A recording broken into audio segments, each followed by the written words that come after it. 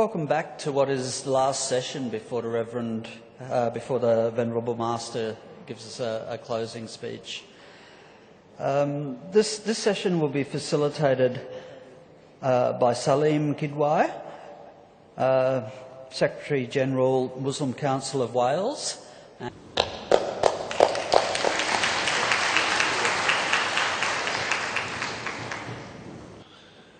Good afternoon, ladies and gentlemen. I think we are missing two of our participants. I hope they are here in time, but for a change from the Asian point of view, we'll keep punctuality in the forefront and we'll start. The topic for this session is the gift of faith. We have got 5 participants. We'll start with Reverend Master Lee Zhiwang, President of the Taoist Mission, Singapore.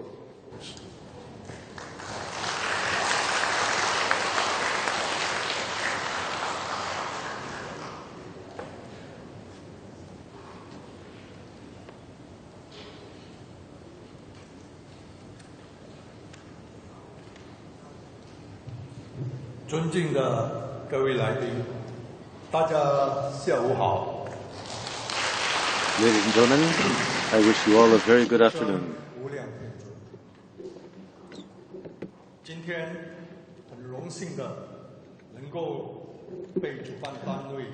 I would like to say that I'm very happy today to be your guest.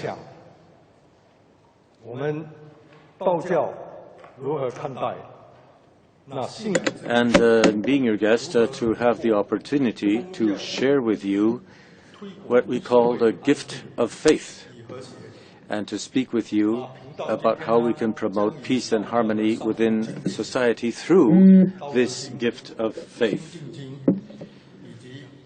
I'm going to speak about the Tao Te Ching, Qin Qing King, and Tai Ping Qing, which are 3 classic works of the Tao, and through that I would like to also convey my own thinking to you today. First of all, in speaking of the Tao Te Ching, this was initially written by Lao Tzu, and in chapter 67 he said, I have 3 treasures which I am holding as treasures in my hand. The first treasure is love or affection, the second one is frugality, and the third one is humility. The first one is compassion. Now, by having these treasures in my hand, I can benefit from the generosity of the world.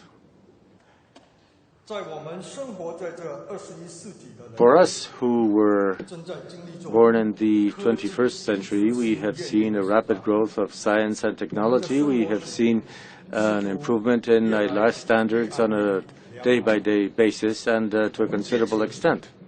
So maybe we need to slow down a bit and speak about these subjects today and ascertain what is the value of belief, what is the value of faith. We've seen that on the one hand, our standard of living continues to improve, but on the other hand, we are witnessing increasingly serious problems. For example, during this 21st century, we find ourselves faced with warfare, with conflict, with acts of terrorism that have caused a lot of damage. We are also faced with poverty and famine that are ever present, and also we are faced with a lack of sufficient food for many. We have also seen the phenomenon of slavery, of refugee populations, and also natural catastrophes that occur time and again. We've seen damage to the environment, serious ecological imbalances, and nature being compromised. And thus, every day, when you read the paper, or when you look at different social networks, or you watch television, we always see events such as terrorist attacks, natural calamities, and human disasters such as conflicts and war. So at different parts of the world, we see people living underneath the threshold of poverty. And we see many people who are actually forced to leave their families and countries and live as displaced people. In addition to that, as I said, the environment is compromised. There is a lot of animal species disappearing, and we see a highly polluted environment. Can we say that all of that is the gift of faith? From a Taoist point of view, we believe that when we lose our virtue, that is the moment when calamities arise. Whereas faith or belief gives us hope, very much as a light that takes us from obscurity toward light and allows us not to lose our way. In Taoism, one of the first beliefs is that we need to cultivate ourselves and enhance our values so that we can follow the way and follow the Tao. When one believes in the Tao, that makes it possible for us to live in our faith and discover our internal light. The sage Lao Tse, in his manuscript about purity and tranquility, he said that these can gradually bring us to the Tao, and that when that happens, then the Tao itself is fulfilled. On the subject of education, we also have the three treasures that I mentioned previously, compassion, frugality, and humility, which are fundamental components. And of course, there's an important analogy here, just as we have with a glass of water. When the glass is overfilled, it tends to spill over. And when the glass spills over, then we have arrogance, for example, and catastrophes arrive. So when we can fulfill something and obtain a good reputation, then we need to fully retire in order to benefit from the full blessings of Tao. In the Tao Te Ching, it is said that one must withdraw when one has accomplished a task, one has completed it. And we believe that everything has its origin in Tao. Tao gives birth to one, two gives to three, and three gives birth to everything else in the world. And thus, when we lose our Tao, then we are unable to prevail and continue. So therefore, Tao must be embraced in order for us to enjoy eternal life. In chapter 39 of the Tao Te Ching, Lao Tse wrote and warned about humanity, saying that if the skies or the heavens were to lose their purity, they will dissolve. If the earth loses its tranquility, it will fall apart. And if the spirits lack their divine intelligence, they will vanish. And if the valleys no longer full, they will wither and dry. So all things will be without life and will thus become extinct. So many things then will go through upheaval. In chapter 18, he describes contemporary society very clearly when he says that when we lose our way, then humanity and justice perish, and when prudence and perspicacity are lost, then we see the birth of hypocrisy. When the six relations no longer live in a harmonious relationship, then filial piety disappears, and so does affection. And that is the reason why we are gathered here today to discuss about the peace of the world.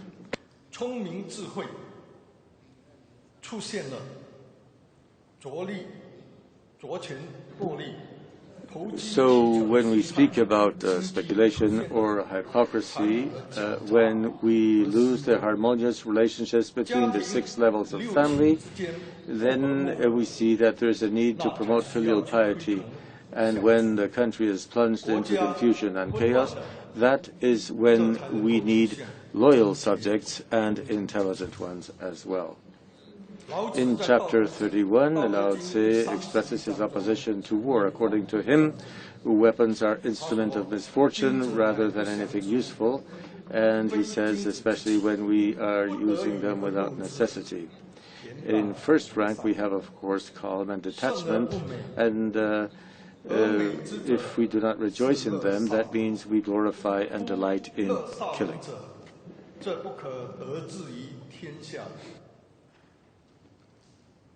So in addition to the three treasures that I just mentioned to you, Lao Tzu likewise taught humanity to show as goodwill as water shows.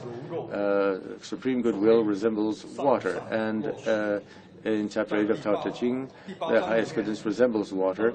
Water greatly benefits myriads of things without contention. It stays in places that people dislike, and therefore it is similar to the Tao. So we must have goodwill so that we can be guided by it, and also, of course, possess integrity. We should also avoid disputes and conflicts, and as I said before, we should withdraw when a task has been accomplished. So the supreme virtue resembles water. Water is in those places that the crowds do not frequent, and that is why it resembles the Tao.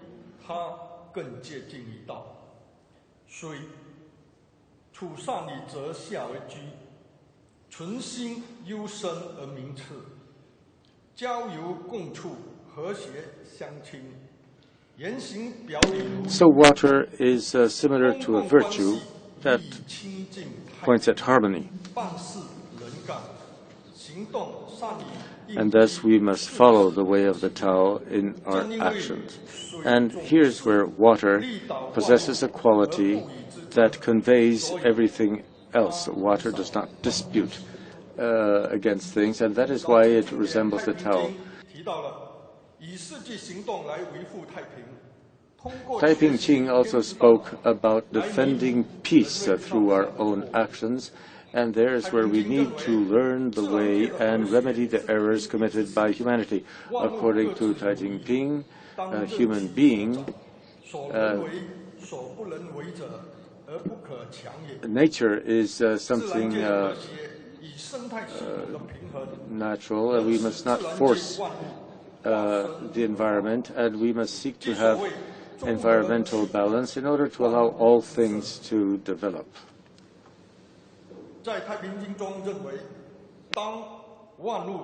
According to Taiping Ching,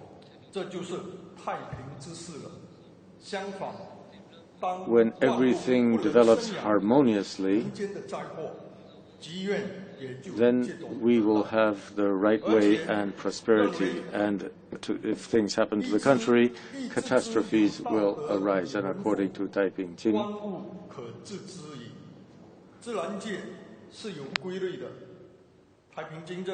ecology or nature also follows certain rules.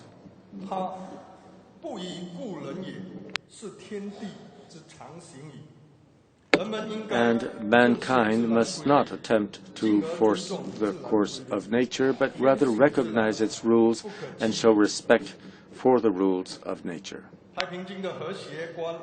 And man must avoid compromising nature. Taiping Ching likewise says that there is harmony between man, society, and nature, and as far as the relationship between man and nature is concerned, Taiping Ching recommends interdependence and closeness to nature. And thus it is necessary to be well aware of the relationship between mankind and nature. There is also need for harmony between different people, harmony between subjects and monarchs, harmony between yin and yang, harmony between men and women, etc. Taiping Ching indeed explained very eloquently the relationship between man and society and man and nature. And he asks every individual to withhold from his own desires, to live a life of withdrawal in order to favor the balance between man and society and between man and nature. And then there's another great classic as well, King Jing Jing, who tells us that when we fail to find the way, it is because desire has become an obstacle. We must thus not become attached to objects, and instead we must have an attitude of withdrawal so as to favor harmony between yin and yang and bring about peace in the world. And this is precisely the gift that our faith gives us. When we have harmony in the world, there will be harmony between the different ethnic groups and between the different religions. Belief, indeed, should always be free. One may be a believer or not, and in order to reduce conflicts, the interest of societies and the interest of countries must be torn asunder because the law alone cannot guarantee interreligious harmony. Interreligious harmony is a common responsibility, and thus we must be attentive to avoid taking advantage of religion and using it as a pretext for conflict. All religions and beliefs should be treated on an equal footing. Here we have some examples of harmony between different religions and examples of harmony in nature. All things must be able to coexist peacefully in order for us to know prosperity and development. Family harmony and intergenerational harmony are very important as well. I would like to thank you for your attention, and I bestow divine blessings upon you all. Thank you for listening.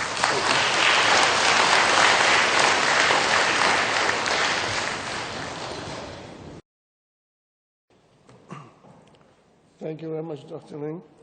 The three treasures which should be reminded to us: compassion, fragility, and humility. We all need to understand that. Our next speaker is Ms. Anjum Anwar, MBE, Trustee, Christian Muslim Forum, United Kingdom. Anjum.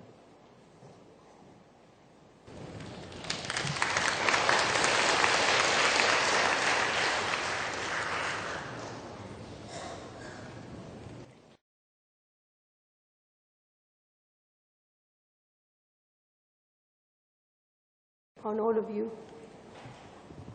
I'm going to be slightly different. Very difficult to follow my brother's words. Beautifully spoken. Thank you. But I would like to start by thanking Dr. Razak for inviting me, for UNESCO to host us,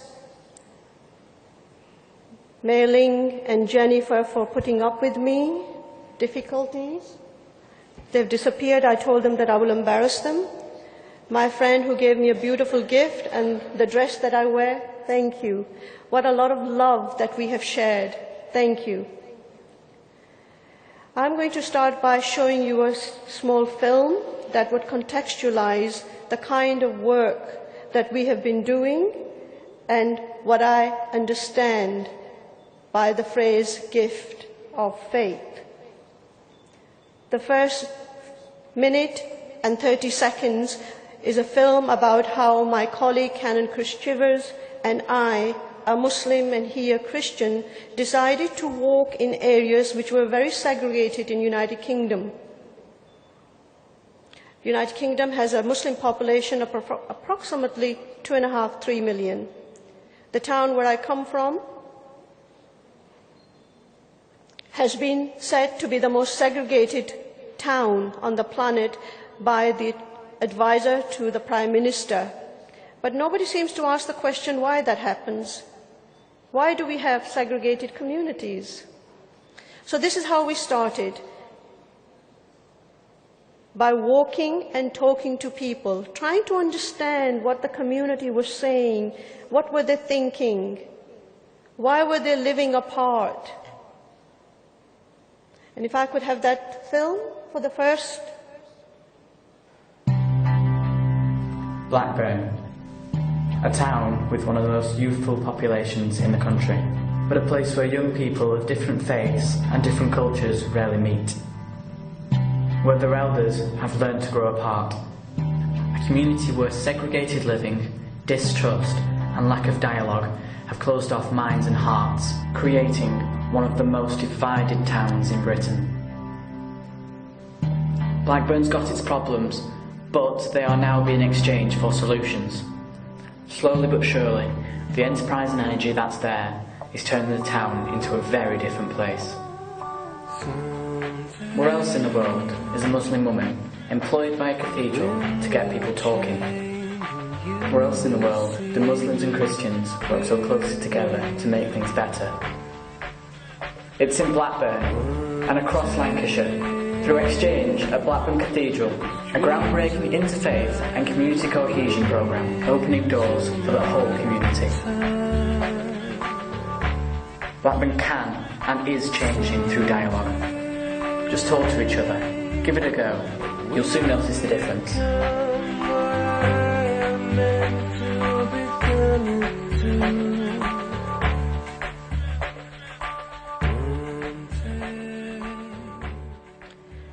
That was a very short explanation to the kind of work that we've done. Gift of faith. Let me just take you to some of the demographics. This is an image of when I was first appointed at Blackburn Cathedrals, the only Muslim woman anywhere in the world to be appointed to an Anglican cathedral to work on its dialogue, difficult dialogues. Now the demographics, as I explained, there are approximately 2.5 million Muslims. The northwest of United Kingdom, 5.1% of its population is Muslim. So what does it mean to have a gift of faith, and how have I used this in my work? Well, let me give you 3 examples. How I have lived as a Muslim woman to dismantle myths about not only my faith, but how have I lived in a society which is made up of many faiths and none. I'm a trustee of Christian Muslim Forum, whose patron is His Grace, Archbishop of Canterbury. Through this forum, which is based in London, we engage with people at grassroots, with policy decision makers locally, nationally. I was a dialogue development officer for Blackburn Cathedral for 10 years, in which time I planned, initiated, facilitated, and executed some very difficult conversations between people of faith and none, between politicians, policy makers, getting them round the table, religious leadership. How do we get people to talk? And it was my belief in my faith, which is a gift. And I used that gift, but not about talking about it, but living my faith amongst those who were not of my faith. I'm also a chair of an organization called Women's Voice, which gives platform to women on leadership programs. They have conversations which impacts women. These 3 outlets has allowed me to engage with a variety of people, including students, young people, not so young people, disaffected people, people who sadly have been caught out on radicalization and terrorism. And the most important thing is, how do I, as a Muslim woman, play a role of a lived faith in a society where it doesn't always recognize religion as being very important.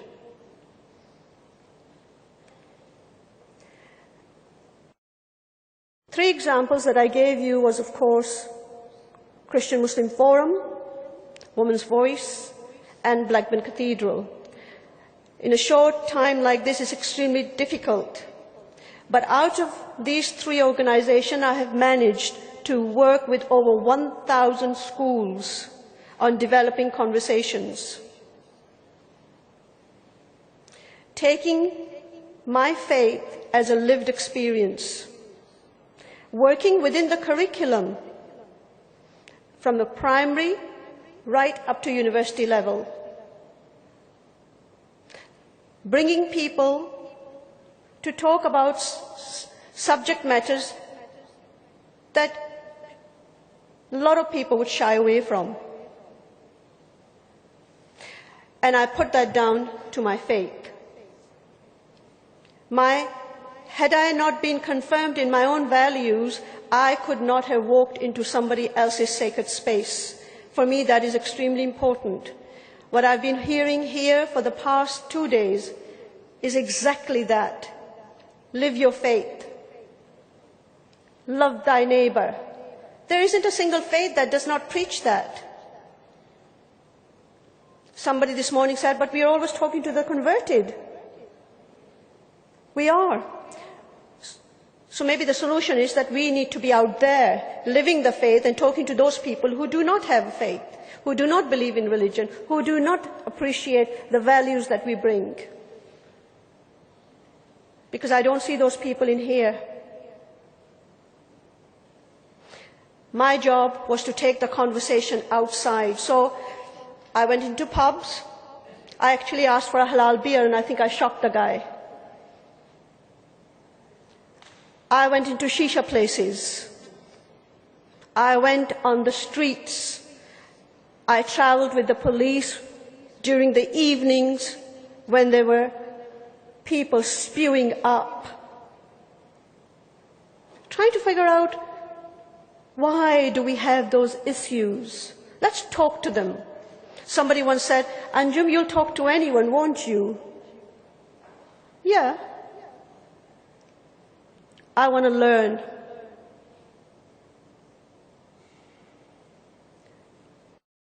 I want to share my gift. It's a very special gift. And it's a gift. It's not something that you go out and buy it. Recognize the gift. It's a kind of impact that we made. Working with the media, I worked very closely with the media. Yes, we did. We made a lot of impact. We do a lot of writing. We are at a table with the policymakers. We try to understand why is there segregation. And let me give you one example.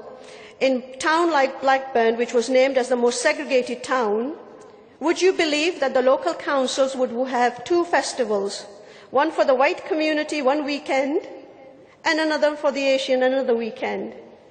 And when I came to Blackburn, I thought, no, this doesn't work. Why have you got 2 events? Why don't you have one and let people decide? Suddenly I realized that I knew I was not very popular. I hadn't realized how unpopular. But my colleague, Canon Christovers, and I thought, no, this has to stop, because you're basically creating segregation through policies. And we have to challenge that. We do not have 2 events anymore. And we're not as unpopular as I thought we were.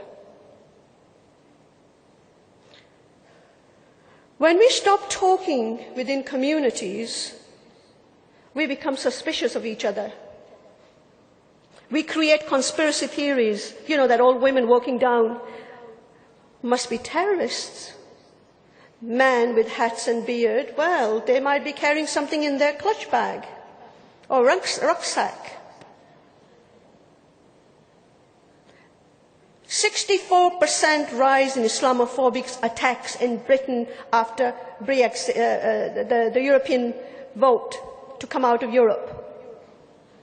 Because both political parties caused division by emphasizing immigration.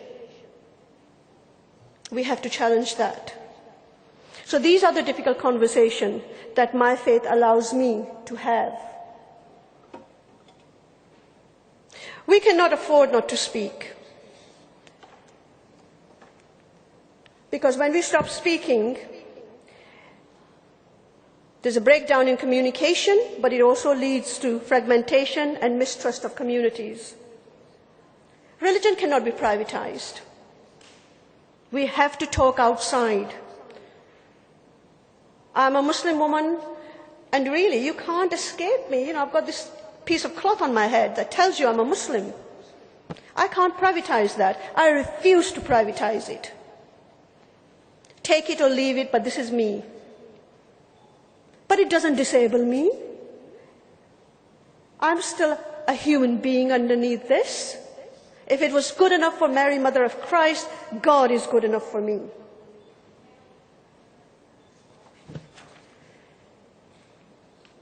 We have lots of projects working. One of the main projects that we're working on, and there's a young man sitting in the audience, Dr. Ilyas, put your hand up, sir. One of the most important projects that we're working on is preventing terrorism. Preventing, and we believe that this project not only addresses the situation in our own country, but it also addresses countries where young people want to travel. We believe we can stop that. If anybody wants to have a conversation about that, find Ilyas, not me, find him. Let him do some work. Muslim attire, halal food has been stopped in certain countries. Why? These are the difficult questions I want to ask. Where is the democracy that prevents that? I've got it, 1 minute. Never give a woman a platform and then tell her she's got 30 seconds. It doesn't work. Ladies and gentlemen, believe, and this gift in this room is amazing, is electrifying, but we can use it to create a better world. Or we can meet here again next year and talk about it. Or we can be out there and do something about it. 11 people were hurt in this city because of demonstrations. That tells me something is not right. I want to add with words by somebody who you all know, is Han Kung. I will not read it, but just listen to these words. No peace among nations without peace among religions. Unless you and I are at peace, and this has been said a million times over the past 2 days, we cannot create peace. No peace among religions without dialogue. Unless you and I talk to each other, what irritates you about me and what I get irritated about you, we will not improve. And there will be no dialogue without investigation on foundation of religion. Unless you are confirmed in your own values, you will not have dialogue. I guarantee that. Ladies and gentlemen, I'm absolutely honored. And just when I got started, this gentleman tells me I've got to get off the stage. Blessings. Thank you so much.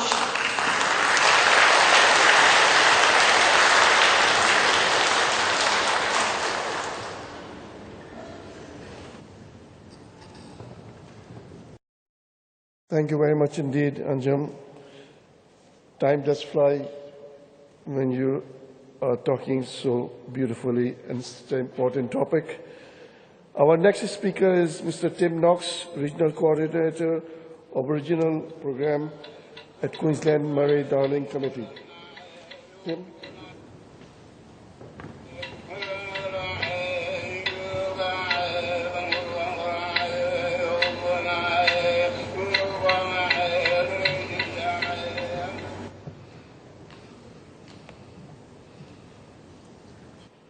Nayaminda, Tim Knox, Gumaroi, Uralurai, Murray, Durrambandi, Southwest Queensland.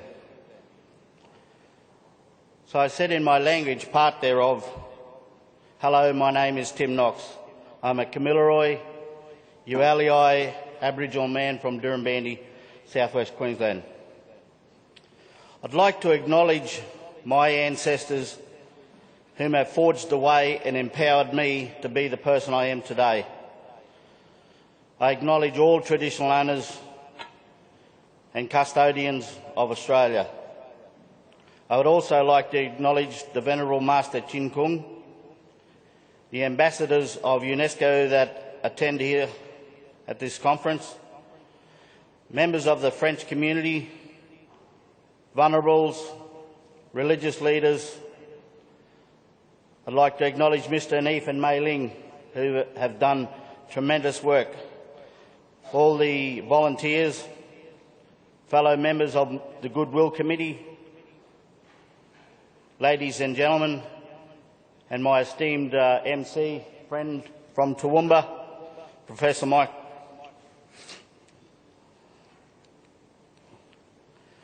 I'm here to talk about the gift of faith from my perspective, from an Aboriginal perspective. And I know that we hear a lot about some of the other religions and beliefs, but I guess there's not much said about Aboriginal belief and faith. Indigenous Australians have occupied the Australian continent for at least 40,000 to 60,000 years. That's over 2,000 generations. Archaeological evidence indicates that Aboriginal people came from Southeast Asia during the last Ice Age. In some areas of Australia, Aboriginal elders say that their people have always been there, while in other areas it is believed that the ancestral beings came across the sea and populated the land. Non-Indigenous understanding about Indigenous spirituality emerged in the context of colonisation. The appropriation of Indigenous knowledge, in addition to land, freedom and culture, is a recognised feature in Australian colonial history. Over the past 30 years, interest in Aboriginal spirituality and religion has prospered. In Australia today, the term religion tends to refer more socially organised and structured ways of spiritual religions such as Judaism, Christianity, Islam, Buddhism, Taoism, Hinduism, and many other provide deep traditions of spiritual practice. The term religion and spirituality are not synonymous, but neither are the ways discrete. A modern interest in spirituality is often linked to self-development and indicates a search of meaning and direction. Aboriginal religion, as with most other religions, is characterised by, I guess, having a god or gods who created people and the surrounding environment during a particular creation period, or at the beginning of time. The creator in my tribal group is Bayami. That's Bayami is my creator. My people are very spiritual. We do not pray to a single God, a God we cannot see. We generally believe in a number of different deities. My deity, or creator, the rainbow serpent, created the land, water, trees, animals, and the air, and earth. Our spirituality is one of being together, togetherness and connection with all that lives and breathes. We are connected to all that is in the environment. Our spirituality, we do not believe in animism. This is the belief that all natural objects possess a soul. We do not believe that a rock possesses a soul, but we might believe that a particular rock or outcrop was created by a particular deity in the creation period, or that it represents a deity from the beginning of time. We believe that many animals and plants are interchangeable with human life through reincarnation of the spirit and soul, and that this relates back to the creation period, when these animals and plants were once people. We call this our totems. My totem on my father's side is a paddy melon, which is a small wallaby. Those of you is a relative of the kangaroo that don't know that what a wallaby is. And in my language, wenge. and on my mother's side is emu, Vinuan. I also have a sacred tree, the Wilga, Dil. I use this tree when I do smoking ceremony to cleanse myself, or at burials we smoke to cleanse and send our spirits to the other world. Our beliefs do not have written scripts, as alluded to by Master Ching Kung over the last 2 days. He said we must go back to the written scripts of ancient times to study and understand. You see an image on the screen, but unfortunately you probably can't see right at the back where this gentleman, an archaeologist, is taking photos or trying to decipher what's written or what's drawn. There won't be any written, but there'll be images. And here is one of the close-up images that this gentleman recorded. We, the Kamilaroi people, have the dreaming. And you may have heard people say or read that Aboriginal people have a dreaming.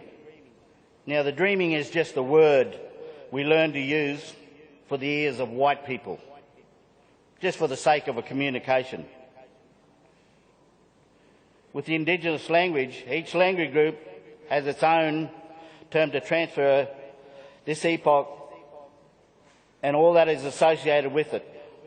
The dreaming is used within Aboriginal culture as a connection to our set of beliefs and spirituality, and is unique to a specific nation. And as I've said before, I come from the Kamilaroi and Nualii nation. The Kamilaroi nation observes spiritual connections through our Creator, Bayami, the All-Father of the Kamilaroi nation. It was Bayami's law with which the Aboriginal tribes people observed for thousands of years, which remained unchanged until colonisation. Songs, dance and customary traditions come from the laws and rights of Bayami. And I say laws, L-O-R-E, not L-A-W. The Bora, or initiation site for the transformation of a boy to a man, is said to be the first crafted by Bayami. Once all creation has been completed on earth, Bayami returned to the sky and now looks over our Kamilaroi tribe. This image you see on the screen is an image of a Bora crafted with rocks. Kamilaroi tradition sees the ritual of a circular rock formation on the ground, used as part of the rite of passage. These circles are powerful symbols representing a totem kinship. Trees surrounding the ceremonial site often have been carved for part of the celebration. There are 4 types of circular designs used in Bora ceremonies. These include curvular lines, chevrons, figurative images, and scrolls or circles. Other carved symmetrical rings on bark trees, on stripped trees, have also been identified as part of burial sites.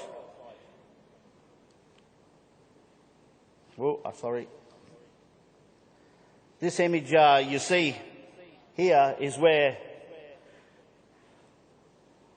the tribesmen put images onto the ground, and we can understand what these images mean, which will give a rite of passage to the Bora.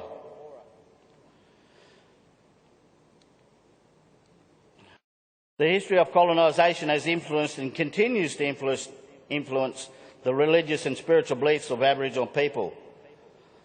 While missionaries often forcibly impose Christianity on Indigenous people, responses to Christianity vary greatly, including unsureness, rejection, or enthusiastic acceptance.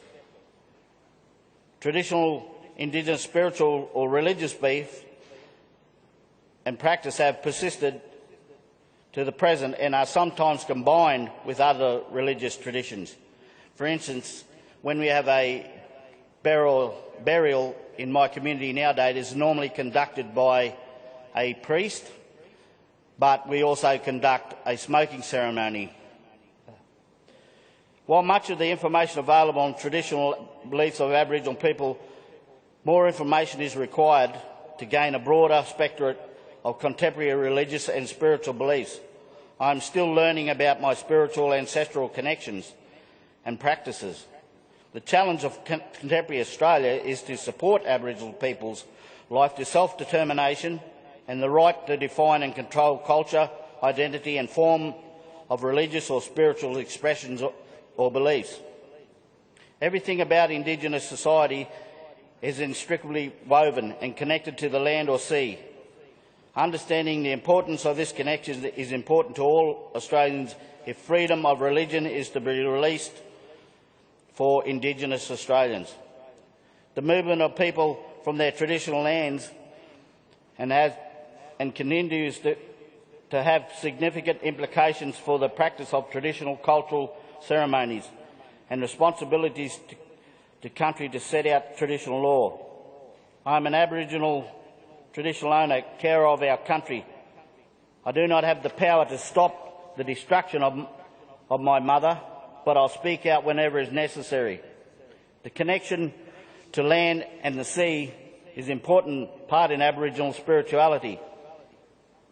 Those laws are characterised by strong spiritual connection to country, and these traditional laws and customs include caring for natural environment and for places of significance, performing ceremonies and rituals, collecting food and hunting, fishing, providing education and passing on law and customs through stories, art, song and dance. Aboriginal people in Australia today exhibit a diversity of religious and spiritual beliefs. The history of colonialism has influenced and continues to influence the religious and spiritual beliefs of Aboriginal people today. We had a speaker that spoke earlier on, and also Master Lee spoke about the environment, what we're doing to the environment. Aboriginal people know that the Mother Earth is suffering. Our lands are being raped, our lands are being pillaged, and genocide is caused upon her. If the land is sick, the people are sick. I just want to put an image of a man that I consider one of the great Aboriginal Australians.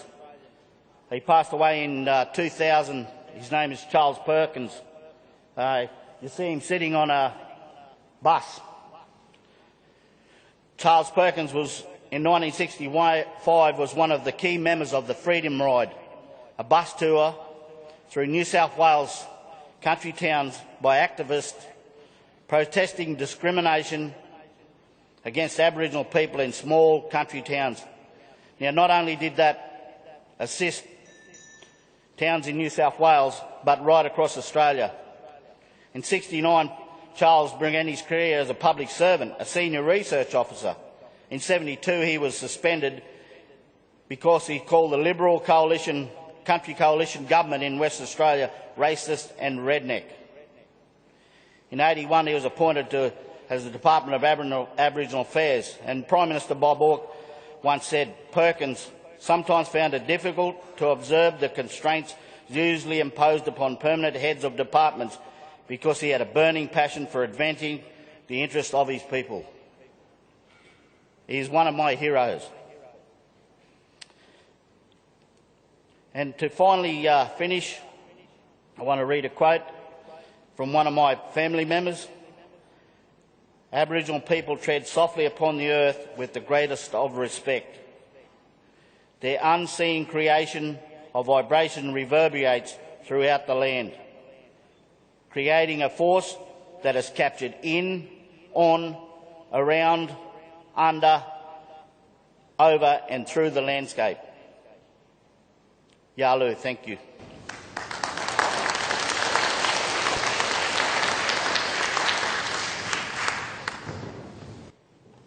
Thank you very much indeed, Tim. Our next speaker is Mrs. Kamaljit Athwal, Sikh, Nishkam Society of Australia. Kamaljit.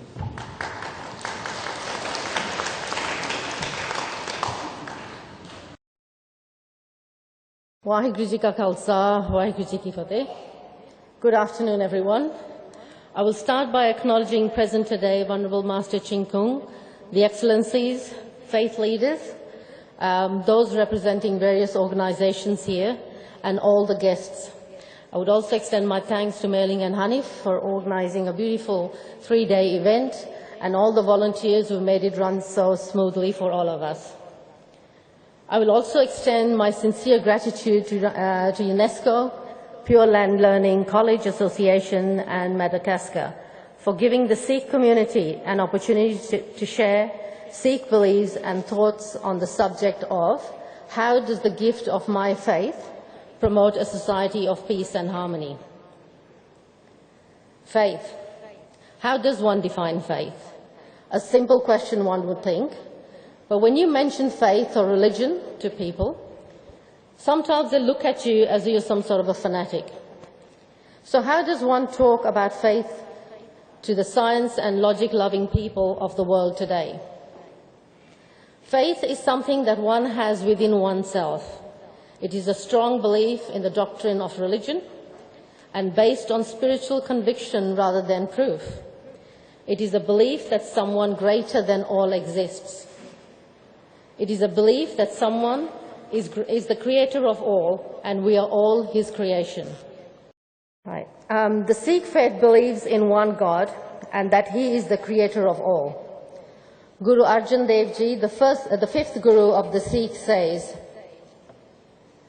"Wherever I look, there I find the one Lord permeating and pervading all.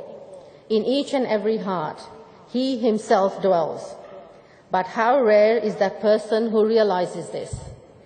The Lord is permeating and pervading the water, the land, and the sky. He is contained in the ant and the elephant. In the beginning, in the middle, and in the end, he exists. By Guru's grace, he is known. God created the expanse of the universe. God created the play of the world. His humble servants call him the Lord of the universe, the treasure of virtue." This Shabad, or writing of Guru Arjan Dev Ji, are in the Sri Guru Granth Sahib Ji, the Sikh Holy Scriptures on Ang 458. Guru Nanak Dev Ji, the first Guru of the Sikhs, came to this earth in 1469. The word Guru is made up of two symbols, Gu and Ru. Gu meaning darkness and Ru, light. So when put together in the context of religion, Guru means it's someone taking you out of darkness into spiritual enlightenment. So Guru Nanak Dev Ji spread the following messages. One creator, Ik Oankar. The Sikhs' belief is that there is one God and he created everything. He created all humans as equals, and as such, we are all his children. He professed that God exists in all his creation, and as such, we should see God in all. God created many faiths or paths, and they all lead to the one God. Each faith has its own regulations or disciplines. Secondly, equality of all. Jyot. Jyot, the one and same light, is contained in all. Therefore, all are equal as children of God, irrespective of caste, creed, gender, and this extends to the equality of women.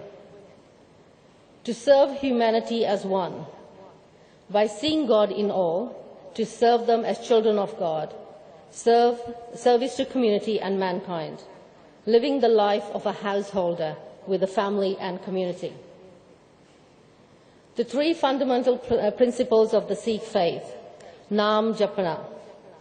Guruji led the Sikhs directly to practice Simran, Naam Japana, meaning chanting the name of God in meditation. Repeating the name of God, Naam as we refer it to, helps purify the mind over time and gets one closer to God. Kirt Karni. Guru Nanak Dev Ji expected the Sikhs to live as honorable householders and practice Kirt Karni.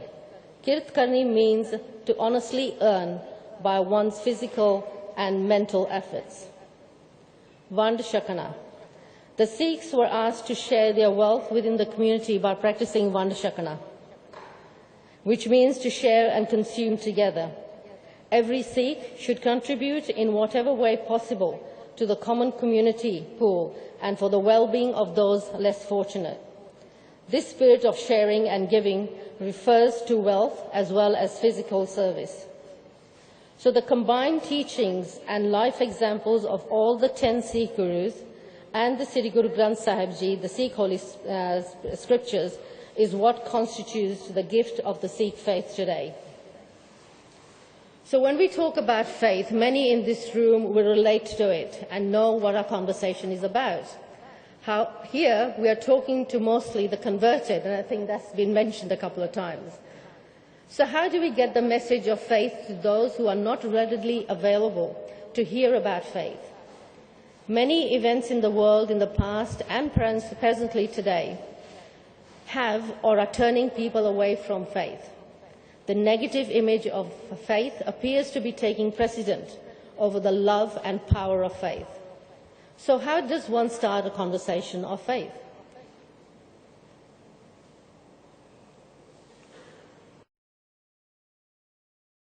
By being open-minded and having an understanding of the Sikh faith, when we start accepting all as equal and remove the intolerant film of caste, creed, gender, rich, poor, etc. from our vision, we start to move forward to a society of oneness, a society that is accepting of the differences of people and accepting of the differences of faith. In this slide, we see Ravinder Singh. He's the founder of Khalsa Aid, and he's actually in Africa in that slide. I love this photo because you can actually see the children are very comfortable and at ease with him. And some of them are even feeling his beard. And he seems quite comfortable with that because normally Sikh men don't like anyone touching their beard. So I particularly like this photo.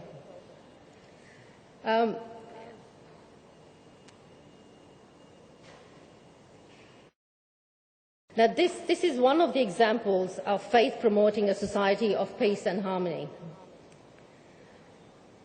Guru Arjan Dev Ji's Shabad on this slide promotes to look at all as one. The Sikh faith teachings are one family, that we are all his creation, no caste system and creating social justice. This is discouraging the segregation of people. Equal opportunities for all, including women. Stopping generational persecution. We all have the same status in God's creation. Better health, education opportunities. Opening up of free care hospitals, schools, free medication, etc. Bridging the gap between the poor and the rich. Giving opportunities to all. Providing langar, which is food, at gurdwaras and at soup kitchens. In this slide on the left again we see Khalsa Aid in 2014 in Syria, making bread for the locals who have been cut off from the outside world and there are no supplies coming in. At this time Khalsa Aid was in Lebanon when it heard of the Yazidi and the Austrian communities having to leave their homes and becoming refugees overnight. At this time, the rise of ISIS was quite high, and it was estimated that 16,000 refugees were on the Iraq-Syrian border. Khalsa Aid immediately coordinated a project with local authorities and the Swedish Doctors Association. Khalsa Aid funded the establishment of an industrial-scale bakery which would produce fresh loaves of bread, a traditional staple diet of the Yazidi. It is the gift of faith that encourages organizations such as Khalsa Aid, Sikh Aid, United Sikhs, Midland Langar Seva Society, and many more to do humanitarian work in their cities and around the world. Humanitarian work in places those are so dangerous, such as in present-day Syria. Around the world, they provide food to the homeless, to those displaced from their homes, to those hit by disasters, etc. The gift of faith broadens one's understanding to look beyond one's own needs and comforts, and reaching out to those in need. Not letting man-made barriers, even war, stopping them. We see them here providing services to the people of the world without expectation of anything in return. Guru Nanak Dev Ji promoted the equality of women, as I mentioned before. He encouraged the education of women and saw them as equal to man. This was quite a fundamental endeavour in the times when the caste system in India and the treatment of women as second-class citizens around the world were predominant. Guru Nanak Dev Ji says on Ang 473 of the Sri Guru Granth Sahib Ji, the Sikh Holy Scriptures, "From woman man is born, within woman man is conceived, to woman he is engaged and married. Woman becomes his friend, through woman the future generations come. When his woman dies, he seeks another woman, to woman he is bound. So why call her bad? From her kings are born. From woman, woman is born. Without woman, there would be no one at all. Only, O Nanak, only the true Lord is without woman." In the early 16th century, Guru Amar Das Ji, the third Sikh Guru, appointed 52 women as Piris to spread the teachings of Guru Nanak. These Sikh female preachers held the seat of religious authority and taught the Sikh faith to men and women. Guruji also appointed 94 men to do the same. Guru Nanak Dev Ji on Ang 1246 of the Sri Guru Granth Sahib Ji says, "One who works for what he eats and gives some of what he has, O Nanak, he knows the path." Contributing to community is supported by the Sikh Gurus, and this again taught by example. Guru Har Krishan Sahib Ji, the 8th Guru of the Sikhs, set up medical camps on the outskirts of Delhi when a severe epidemic of cholera and smallpox was debilitating the people of Delhi. He served the people by personally attending to their medical needs day and night until he too succumbed to smallpox in March 1664. Sikhs, through the teachings of their faith, serve communities in different roles as seen on this slide. Langar, also known as the free kitchen, is taken to the streets of many cities around the world to provide food for the homeless. Langar is an integral part of the Gurdwara, a Sikh place of worship, and it's a meal that is served to all. This concept was created by the Gurus for social welfare and community benefit.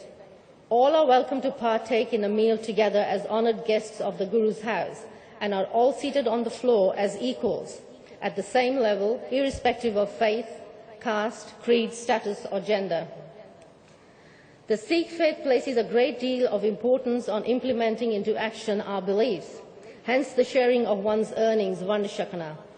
There are some well-established Sikh welfare and aid organisations like Khalsa Aid making a very constructive and proactive contribution. The concept of interfaith harmony has always been a part of Sikh history, and the teachings constantly remind us of the one Creator. I'll give you a couple of examples.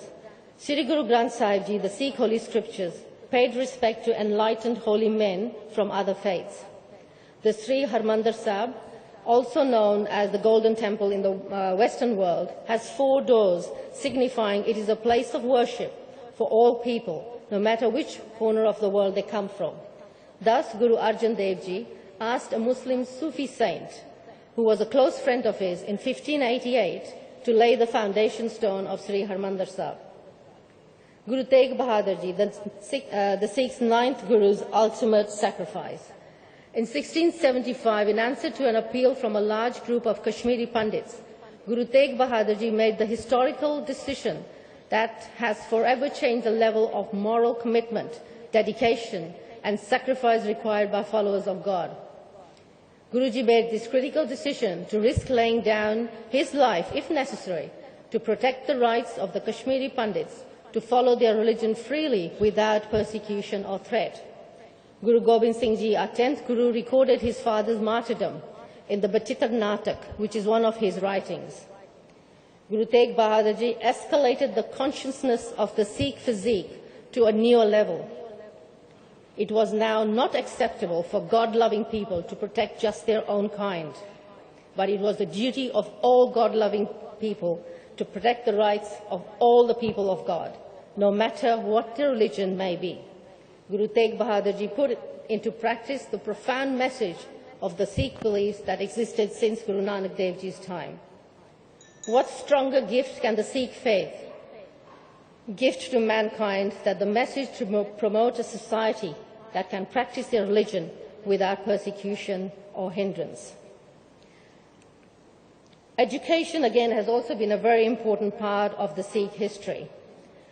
In schools today, education of faith has been cut back. Many reasons are given: to be politically correct, not to favour one religion over the other, parents are not interested in religion, and this goes on and on and on. Our children are growing in multicultural cities around the world, yet many do not know the faiths of their fellow students. Faith education is important as an understanding of and knowing our neighbours. I grew up with many faiths around me, and my parents encouraged me to learn and even participate in many faith events. I consider myself lucky to have gained knowledge of faiths at a young age and appreciate the way of life, the prayer, the dress code, places of worship, etc. Our children are lacking this. We all should encourage the learning of other faiths within our communities. Pure Land Learning College in Toowoomba, Australia, brings a busload of children from different schools in Toowoomba to the Brisbane Sikh Temple once or twice a year. We inform the school children about our Sikh faith, the turbans, the beards, and the belief in one God. They also go to a mosque and a Buddhist temple. So I commend Pure Land College Learning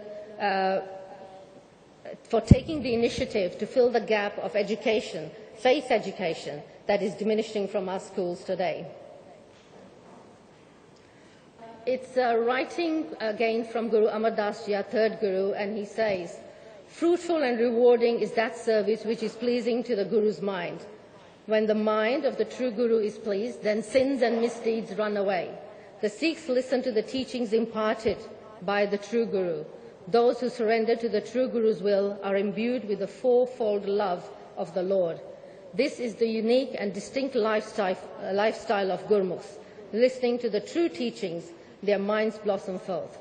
In summing up, I would say that the Sikh faith has endeavoured from the days of Guru Nanak Dev Ji in the 15th century to promote a society of peace and harmony.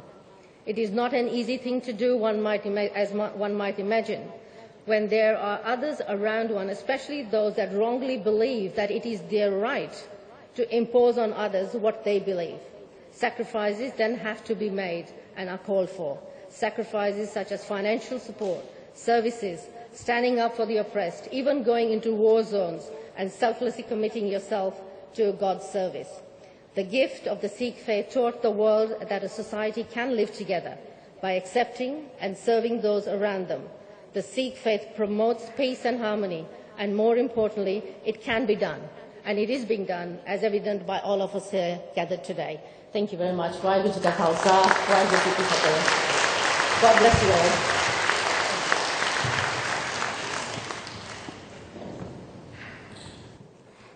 That was Kamaljit Athwal talking about the Sikh community gift of aid, gift of faith. Our last speaker is Reverend Dr. Bodagama Chandima, Director of Naganada International Buddhist University. Dr. Bodagama.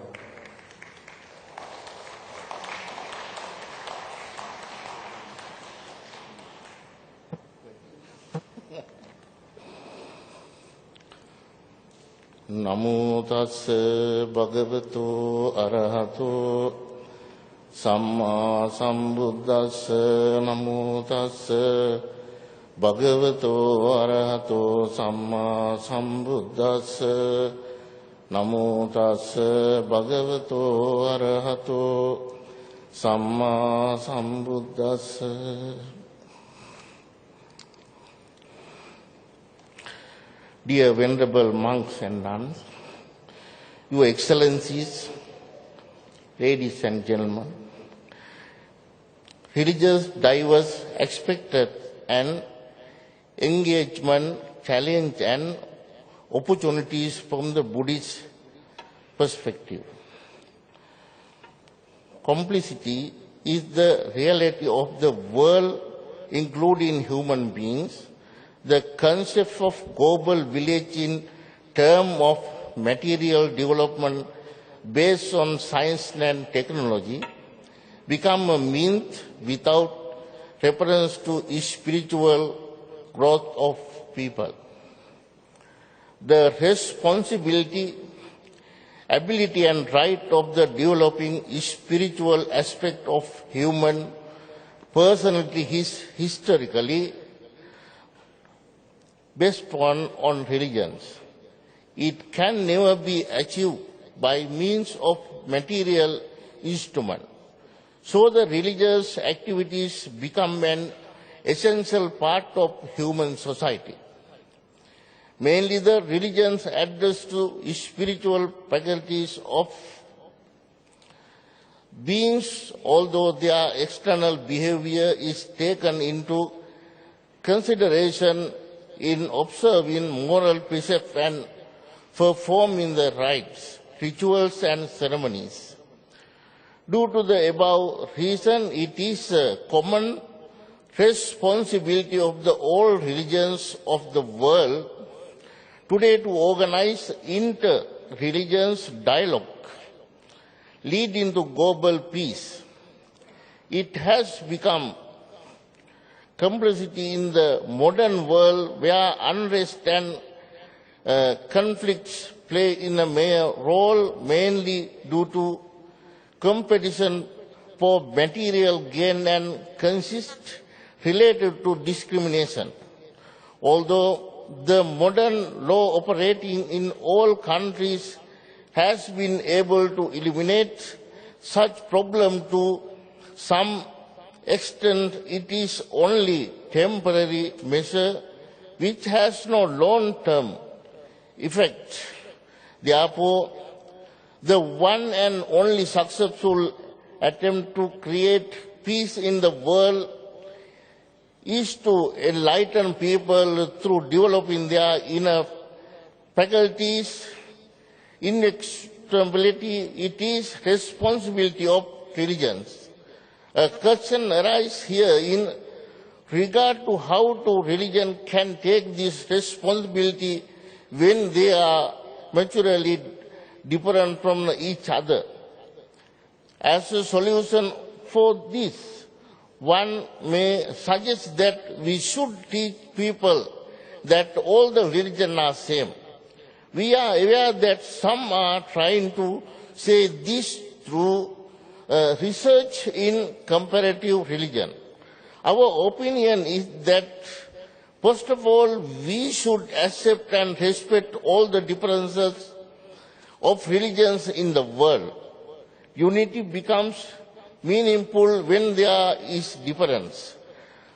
Identification and accepting the individual features of religion, we have to search for ways and methods where we can work together for the world peace and harmony. Diversity and complexity are two main aspects of the world. This inherent nature cannot be changed because it is a universal characteristic which in a way contributes much to increase the beauty of the world.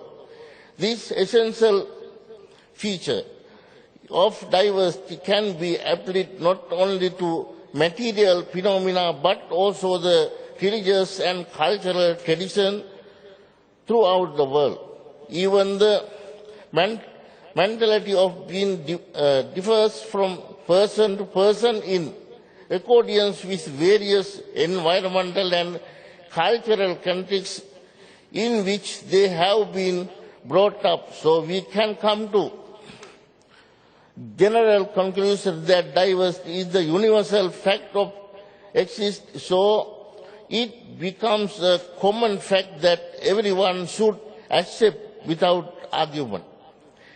As the information recorded Buddha's teaching and history, the above mentioned fact has been put into practice by all missionary groups in every land.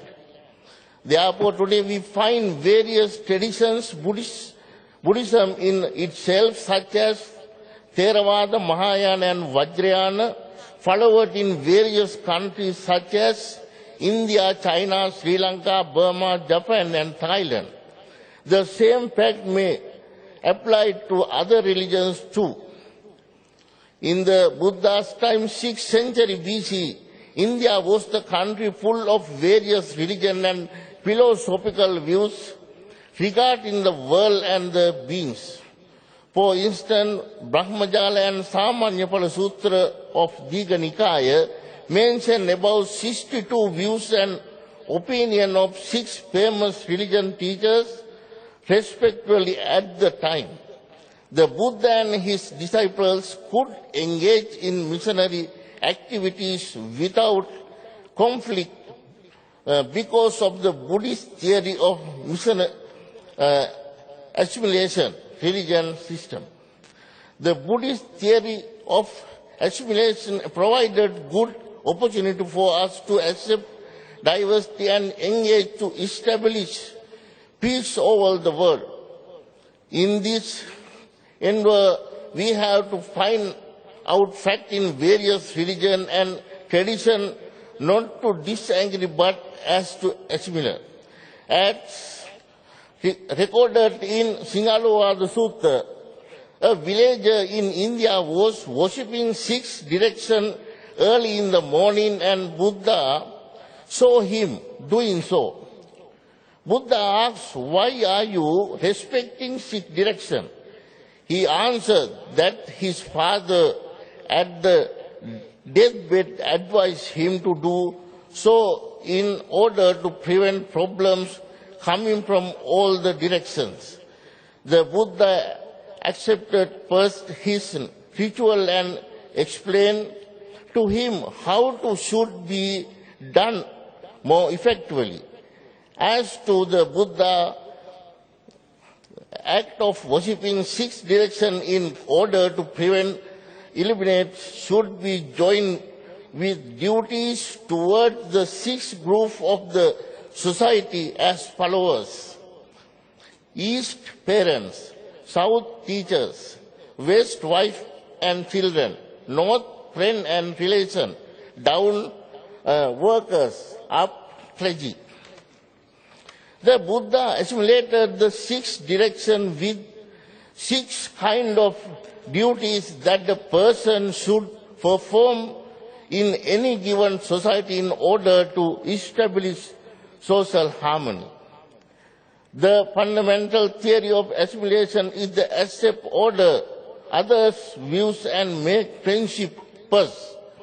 Expectation to diversity paves way to find out where we can join together, work together. Kisa Gautami was the Indian woman who lost her son. She was mad with grief and wandering her and here and find out someone who is able to give life to her son. Generally, everyone knows that the dead body cannot make alive, but her deep sorrow did not allow her to accept that reality. However, she went to meet the Buddha and requested him to give life to her son. Buddha, according to the theory of expectations mentioned above, promised her that he can give life like the dead son if she could find some mustard seed from a house where no one is dead. In her search for the seeds, she was able to find the truth that everyone makes an end of a life of death. She recovered from madness and became normal. Udanapali mentioned a good event that can be applied to make a peace in diversity. Some group of blind people touch an elephant and describe its shape according to their experience. Some who touch the tail compare it is the broom. Some who touch the body to a rock extra. These statements of the blind people are correct when compared to each part of the elephant they are described. But as whole they are incorrect. However, if we assemble all those similar in order, we get the general picture of the elephant. We should be able to extend our views and belief to meet the views of others. This theory of Buddhism is called electricity, pariyaya. As the Buddhism also, one should understand the real nature of the world by analyzing it into many parts as given above. Through that analytical knowledge, one can understand the unsatisfactory nature of the world. While leading to satisfactory life, one should follow the middle path which rejects the two extremes, self-indulgence and self-mortification. This path consists of 3 steps: Sila, Samadhi, Panya, morality, concentration and wisdom. Sila refers to restraint of external behavior, Samadhi to the restraint of mental behavior, and Panya to the development of understanding of the real nature of the world. These 3 aspects are gradually and interrelated. In modern terms, Sila means behavioral therapy, Samadhi means mental therapy, and Panya means cognitive therapy.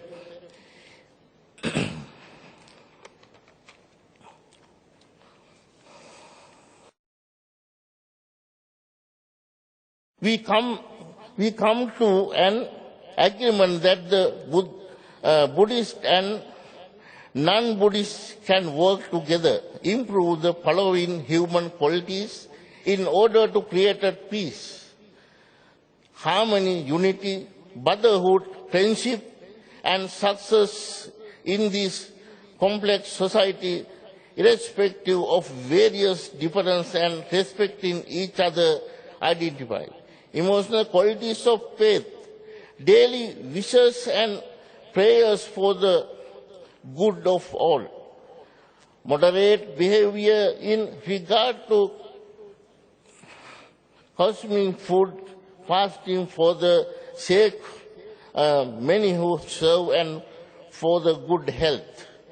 Fasting charity to improve fellow feeling, friendship and harmony, and to reduce greed, hatred and delusion. Visiting the holy places of religious leaders to create feeling of honor, gratitude, solution and renunciation. Thank you very much.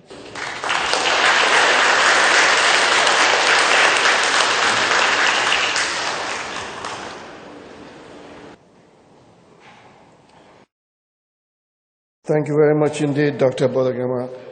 Now we have got the time for question and answers, about 20-25 minutes. Can I ask anybody to start the questioning from the panel? Well, up till now the panel has been asking questions. Now you have got the opportunity to ask the panel the questions. So, yes, lady there, please. Bonjour à tous. Merci à l'UNESCO de nous avoir. Good afternoon to you all, and I'd like to thank UNESCO for allowing us to gather here and to attend this conference. I'd also like to thank the various speakers, the women and men who have given us a broad view of love and peace. I would like to add to the subject of faith. Regardless of your religion, your education, your teaching, or your social standing, faith is a common element of all religions because it is composed of love, belief, and sharing. When you look at children in a primary school, they do not distinguish amongst each other on the basis of skin color, whereas when they become adults, we see differences arise between them. And, of course, mistrust toward those who do not look like ourselves. So, of course, there are barriers of language, barriers of school, but there is a universal language which is smiling, a shining smile made of love, and also extending an open hand. That is universal language that everybody understands. To smile with love and a smile and to extend a hand in friendship. There are no differences between myself and the person in front of me. Thank you very much indeed. Do you have any comments on the comment? It's on. It's on, okay. I just want to say thank you very much for sharing those comments with us. And yes, smiling opens hearts and opens doors. I remember when I was young, I was very stern and never used to smile a lot. And somebody said to me, "You look very beautiful when you smile." And I thought, oh, that's good. I'll smile now. So thank you. Thank you for sharing that. Any other questions?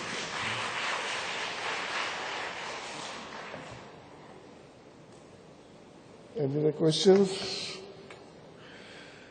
Must be some questions. Some there. Muhammad Elias. Many thanks to the panel for excellent presentations. I've just got a question for our colleague from Australia. I just want to know, has there been any difficulty in sort of dialogue with what we would say the white Australian community in your work?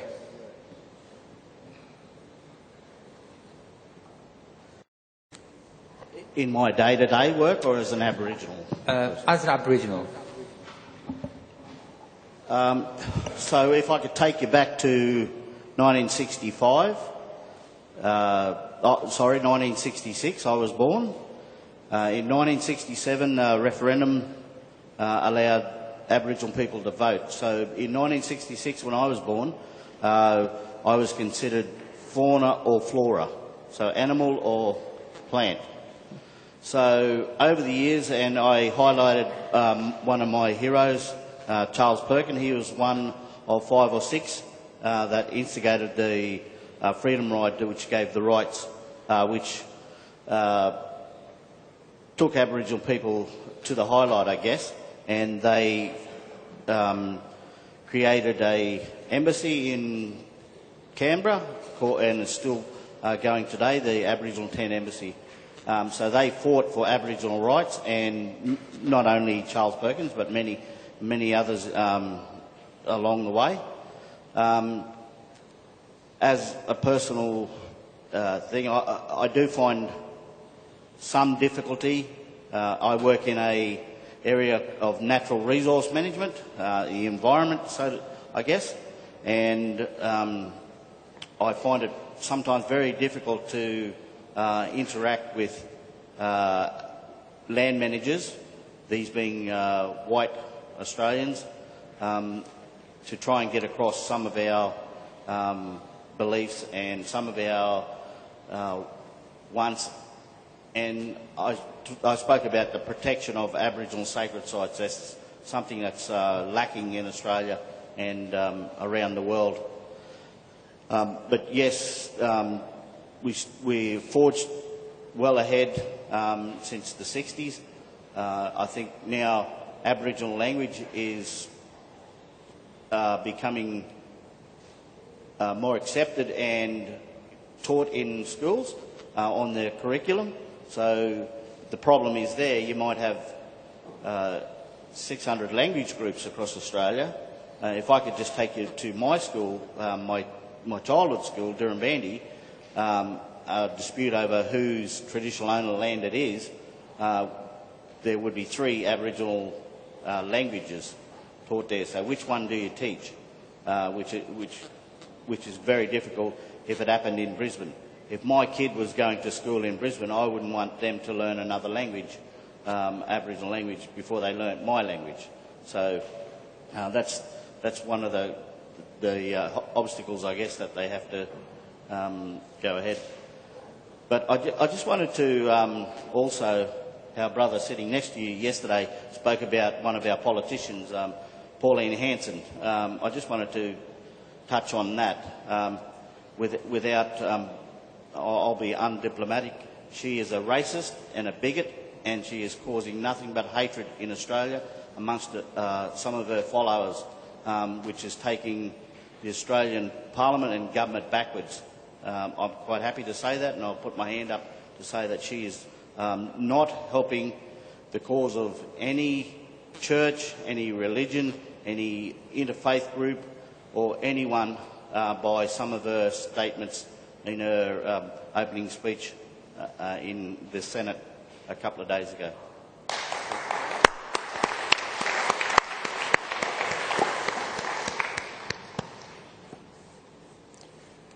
Any other? I think I'm sorry.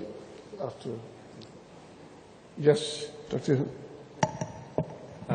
Thank you very much for the interesting speeches by a very esteemed panel.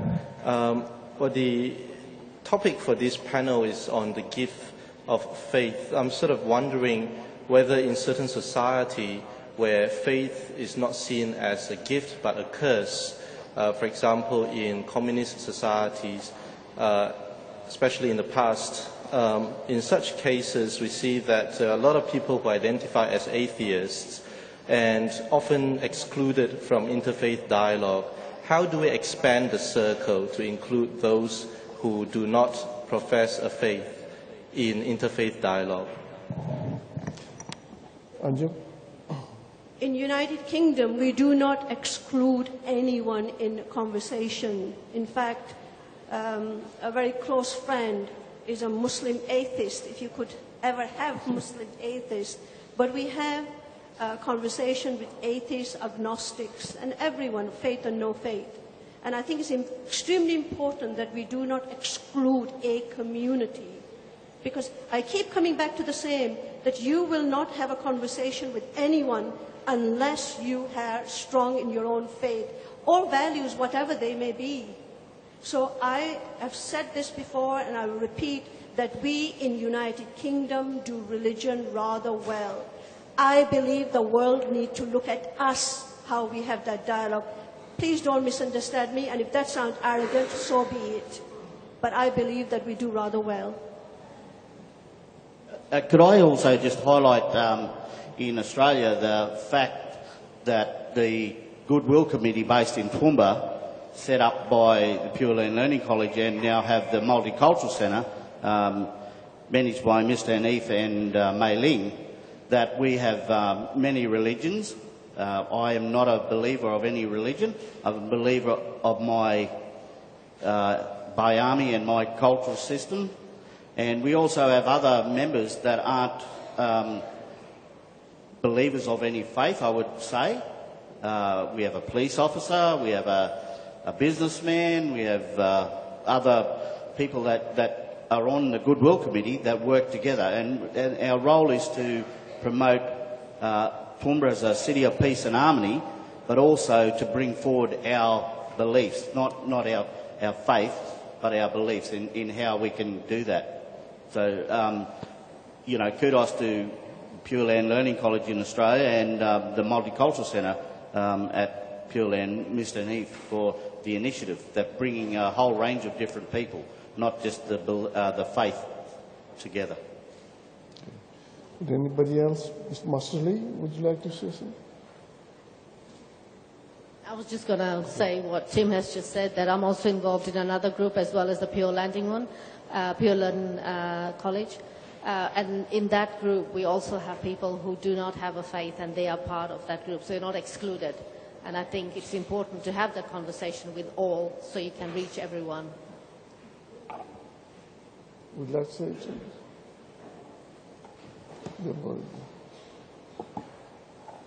It's open. Test. 关于这个问题呢，我想跟大家分享一下。在我们新加坡，我们有一个 No, just some ideas. In Singapore, we have an interfaith organization, and that organization has 10 religious representatives in it.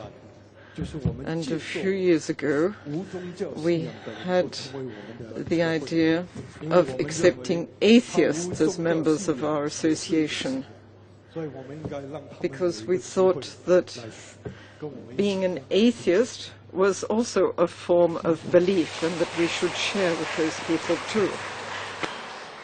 Anjum, you wanted to ask a question? Yeah. I wonder if I can ask a question of this audience. Is that allowed? You can try. I've been trying. Well, tough.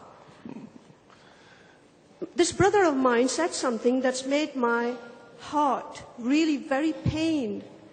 That not that long ago he was treated like, what were you treated like? Flora and fauna. Right. An animal? Yeah. And how many of you in audience think that that is absolutely disgusting and it should have never been allowed? Just put your hand up. How many of you actually thought that is disgusting to this day? What? Because maybe, guys, come on, do the interpretation quickly.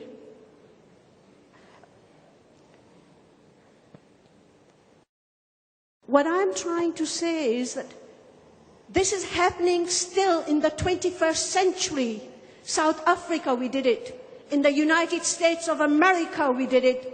One of the largest democracies. We're still doing this in our world, where we treat humanity with disdain. And the difficult question is that if you do not ask your representatives, why do you allow that in your part of the world? I'm so sorry, but you have not understood the meaning of faith. Because that's heartbreaking, that I'm sitting next to a man who not that long ago would have been referred to maybe as an animal. How is that possible? I feel ashamed. How can I sit in a UNESCO building and not have space to do my prayers? I'm sorry, these are difficult questions we really need to ask. I can see I'll never be invited here again. Thank you. Thank you.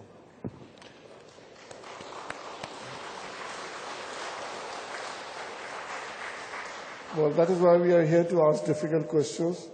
Sometimes we get the answer or not. Sister, you want to ask a question?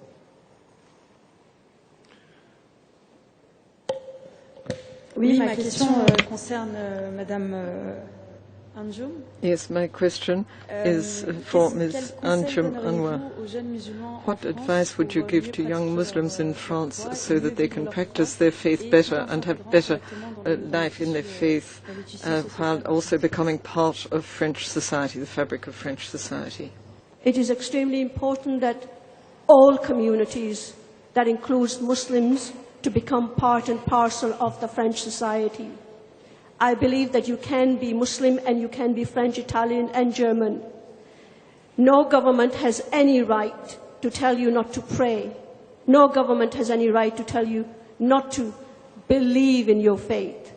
We can be an integrated part of community, but there's a catch. You have to know your faith. You have to be able to differentiate between faith and culture. And I believe it can be done. I keep coming back to the same thing. Please look towards the United Kingdom to learn how we have done it. We have societies, many faiths, living relatively peace and harmony. So my advice to particularly the Muslim young people is learn your faith, live by your faith, extend an arm of peace, love thy neighbor, whoever they may be. But the most important thing is learn who you are and don't give up on that. Never give up on that.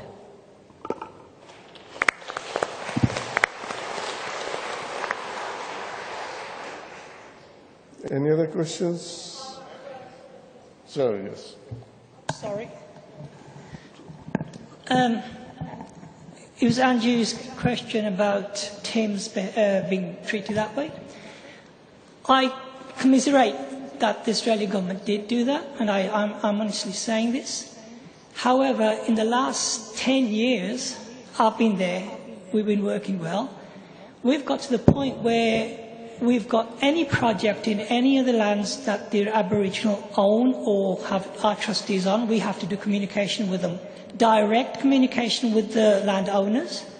And I can tell you that we don't put them aside. It actually, to the forefront they come, and they have the first choice to tell us if a project is going to go ahead, how they're going to manage it, how they want us to manage it. Those are the kind of things that happened in Britain when Enoch Powell was in power, and he used to live behind our house, believe it or not. And the same thing is going to happen to Pauline Hanson. She's a one-hit wonder. And your second question about how can we have anywhere where Muslims don't have somewhere to pray, which happened in the last 10 years at Redland City Council as well. I personally have instigated that there is a prayer room for anybody, not just the Muslims. And I've actually taken it to our workplace health and safety with human resources, and they have actually put that all into practice. Since then, the other councils in the surrounding area have actually done the same. Brisbane City Council, the capital of Queensland, has actually got 3 prayer rooms on 3 different floors. We are working that way. We can see Brisbane, England have had the go-ahead first. I am from England. But in Australia, we are taking the positive steps. Not only do we actually appreciate and honour the Aboriginals, we're actually putting training programs for all engineers, all managers, everybody, to actually go and do some cultural programs with them. We actually go there for 3 days, live with them for the 3 days, and learn what they have to say to us and do with us. I mean, it is a thing that happened in the past. I'm not promoting what's happened. But today, I can say full-heartedly that we do appreciate the culture and the actual Aboriginal people. Thank you. Thank you very much. I think the presence of Tim over here is evidence that things have changed, and it is changing, and I'm sure it will take change. It will get better, and things are getting better. Yes, madam. Bonjour, merci. Good afternoon, thank you. I'd like to make 2 comments. The first is to my sister, Anjum Anwar. Now, as a previous civil servant here at UNESCO, I know that there is a prayer area here. Or it's there during the general conference. There's always a special area set aside for prayer. Perhaps the proper coordination was not done here by organisers, but if you had made the request, you could have had that access to that area. Now, my next question is for Ms. Kamaljit Athwal from the Sikh Nishkam Society. And as we're here to ask relevant questions, I would like to ask this question in French. But I prefer to speak in French. Le port du voile. Now, wearing the headscarf, or for the Sikh community, it's wearing a turban. What is that in line with? What is it for? I know when there was a great debate about wearing a headscarf in France a few years ago, the Sikh community had quite a number of problems, and they were often targeted for wearing their turbans, particularly the men. And I've noted that women have the turban too. I don't know whether it's whether you're wearing that's what you're wearing today, but is it for cultural reasons? Is it for religious reasons that you wear it? Thank you for your question. It's a question that I get asked quite regular, that why, as a woman, am I wearing a turban? Because normally what people say is Sikh men wearing turbans.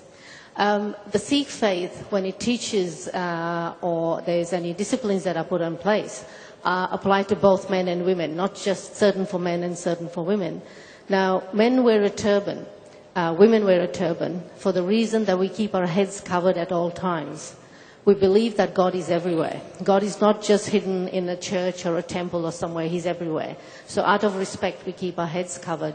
We don't cut our hair on any part of our body. So our hair is very long. And in a turban, you can control it a lot better. So it's not a cultural thing. It's not a fashion statement. It's a religious item of faith that we wear turbans. A lot of women do shy away from it.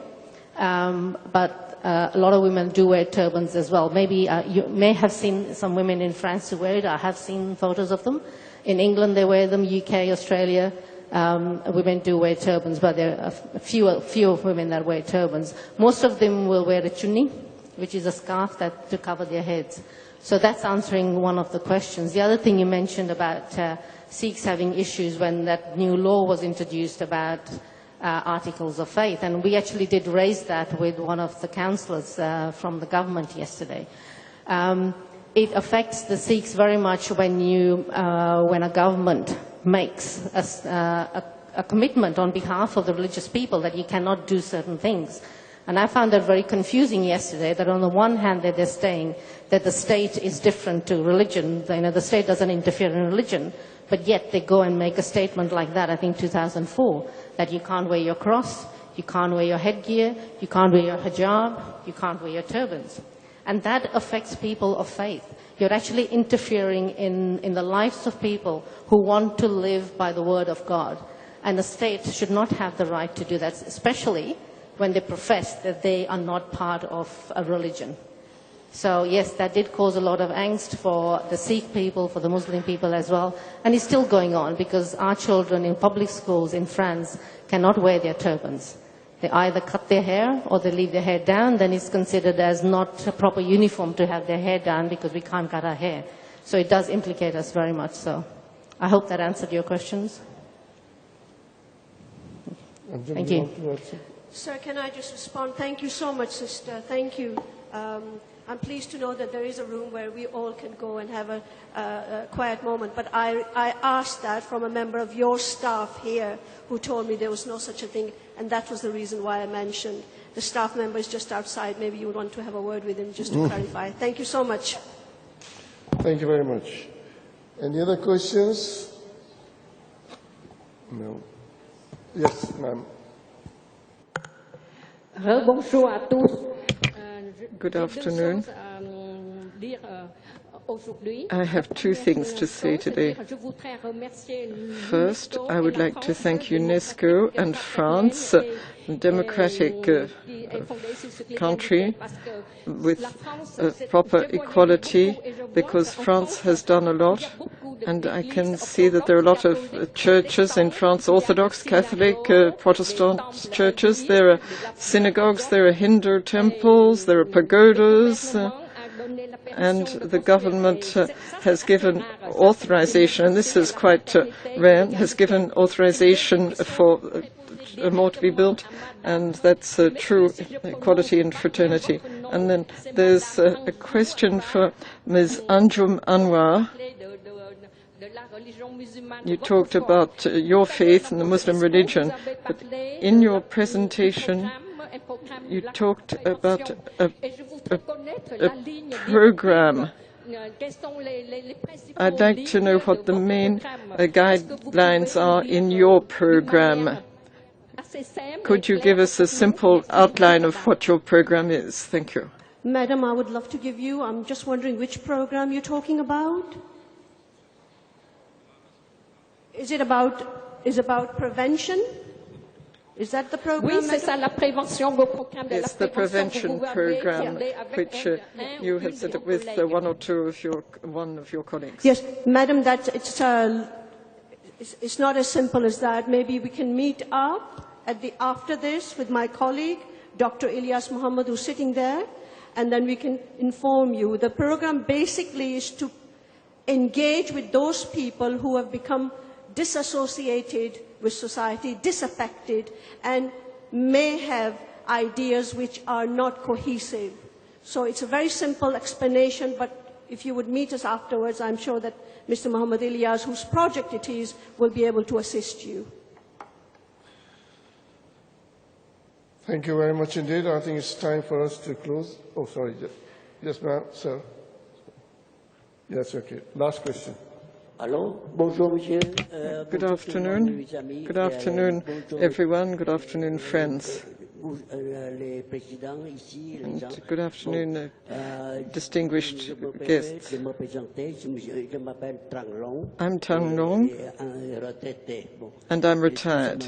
For 3 days we've talked about a lot of things, about religion, about love, compassion, and so on and so forth. But I think religion is often related to social order. We've been talking here, there's war waging around the world. In Iraq, in Libya, and there are religions involved. There are religions and expressions of violence, and there are also some with peace and inner peace. Now, we've talked about the Muslim headscarf.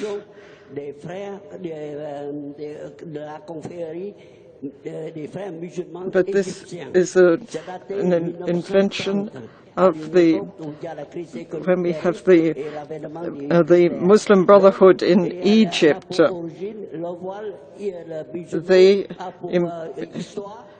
They saw the Muslim veil, and it was imposed by the Muslim Brotherhood. That's all. Sorry, sir, I couldn't see you. Where are you? Yeah, just a question, sir. Are you saying that headscarf is an invention of Muslim Brotherhood? Is that what you're saying, sir? Yes, madam. That's it. It was an invention of the Egyptian Muslim Brotherhood. Egyptian. Because they wanted to stand up to British domination at the time, in the 30s. You don't have the Muslim veil written anywhere in the Quran or anywhere else. And there's no clergy for Islam. My apologies to you, sir, but I'm afraid you've got your facts mixed up. My headscarf is not invention of Muslim Brotherhood or any hood. It's very much a command by God in the Quran, emphatically stated. And if you meet me afterwards, I'll tell you exactly which part of the Quran is written in it. Thank you so much. Thank you very much indeed. Thank you, madam. But in any case, the Muslim Brotherhood is very powerful, and they're established in Egypt at the moment. And at the moment, it was at the origin, it was a political body. And after the Muslim Brotherhood said, okay, it came from the Quran and so on and so forth. But in fact, this story of the headscarf comes from the Muslim Brotherhood. If you could meet Sister Anjum, afterwards she'll explain it to you. Brother, see me afterwards, please, because I don't want to take up too much time. Yes. But I feel slightly worried that you should be equating my faith with a political organization. I'm not here to discuss Muslim Brotherhood. I can do, it's not an issue, but please do not interpret my religion for me. Let me do that. I suggest that if you want to understand what my faith is, get in dialogue with me and I will help you to understand. Thank you very much indeed. This last question, please, yeah, sister. Merci, madame.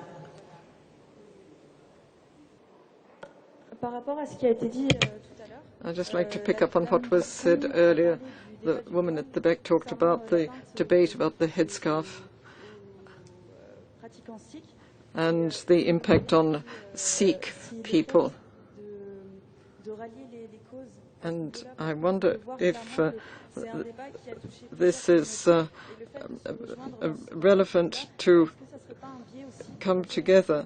Might this be a way, if we got the communities together, to act together against injustice, even when it's injustice perpetrated by the state? And I'd like to pick up on the question of saying, I can't remember exactly what was said, saying that democracy meant you could build churches and other places of worship. But I would like to point out that when a government involves itself in religious practice, then it's no longer a democracy. Thank you for that comment. When you said, could we work together? I think that's a very good and important point to make. And I did make that point earlier on this morning, that when there's one voice, that one voice can jump up and down as much as they like, and not many people will hear it. But when we all get together and support each other, especially on the headscarf, on the religious items, and we stand together and say, whether I'm a Sikh or a Muslim or a Hindu or a Christian, any faith or no faith, and we disagree with the decisions that they're making on how we bring our children up or how we follow our faiths, I think it's a very important thing that we do stand together. Now, I believe Sikh Coalition, United Sikhs, are working with the Muslims about the headscarf. Now, I'm not quite sure, and I really need to get my facts right on this, whether it's France and Belgium as well, because they did go to some court supporting the Muslim to remove the ban on the headscarf. I think it was Belgium, I can't remember exactly now, but they are working with the Muslims, and I think that's a good thing. Did you have another one after that, another question? Or can you remind me what the question was?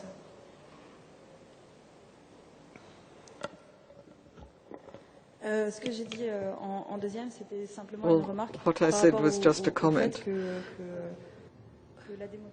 I pointed out that you can't call it democracy when there is interference in religious practices, as practiced by citizens. And in France, you can say the country is a democracy on paper, but the Muslim community doesn't necessarily feel that, and I've discussed it with other religious communities, and they shared this feeling that when there is state interference and increasing interference in religious practices, then it can no longer be considered to be a democracy, and that's shared by a number of religions in France, that feeling. Yes, the word democracy can be defined in very different ways by different people. And yes, democracy says that everybody has a right to what they want to practice, on what they want to do and how they want to bring their children up, and what faith they want to follow. And that's what democracy should actually promote, that everybody can follow their faith, and they're encouraged to follow their faiths. Unfortunately, in many countries, France included, and other countries, that does not always happen. And the strong voice of everyone together is what's going to make that work in a democratic country. So yes, keep up the good work that you guys are doing, and work with others as well, and take your steps forward. Thank you. Thank you very much indeed. I would like to thank my panel for the presentations. Please give them a good hand.